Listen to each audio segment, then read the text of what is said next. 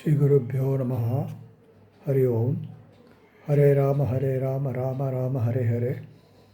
Hare Krishna, Krishna Krishna, Hare Hare. 633. Meaning and purpose of samskaras. What is karma? Karma means action. Think of how much work is involved in creating a veshti or a dhoti or a piece of cloth. Some sow the cotton seed, grow the cotton plants, at the right time harvest the cotton buds, separate the cotton wood from the seeds, clean it, make threads out of it, dye the threads, load the threads on spindles, then interweave them into a cloth. It involves much more work than what I have listed here. Similarly, many actions have to be done to refine an individual and bring back to him Brahmaswarupam. These actions put together are known as samskaram. To remove the faults and install quality and value is samskaram.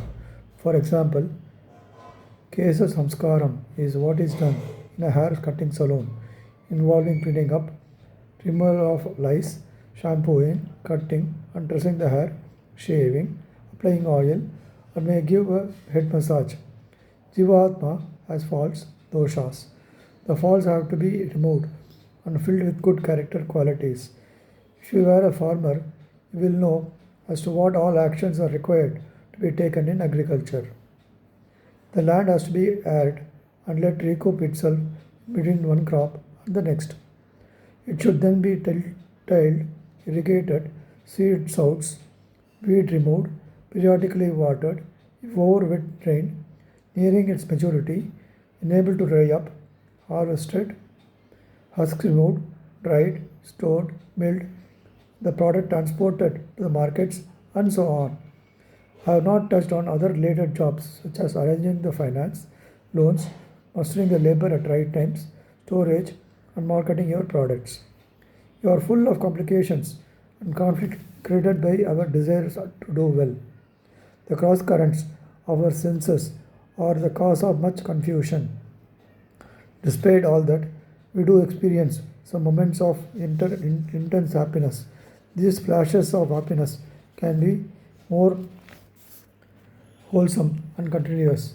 That can happen when we so slowly unwrap ourselves from the complication by controlling our minds and progressively get near to the real self of Brahmaswarupam. For this purpose, Rishis have talked of 40 samskaras and imbibing 8 character qualities or Atmagunas. When I say Atmagunas, the talk of refining one's Atma is itself is referring to the inner being. Atma is spotless, beyond any modifications, but it is an individual, call him what you may, who accumulates a lot of dust in the form of ajnana, that is ignorance, and other defects born of that ignorance. So it is this individual who is cleansed by the samskaras. To know oneself to be spotlessly clean Atma, through constant and regular practice of samskaras, one has to gain these 8 very preferable character qualities. Then, of course, at the end, one has to go beyond these gunas too. That comes later, much later.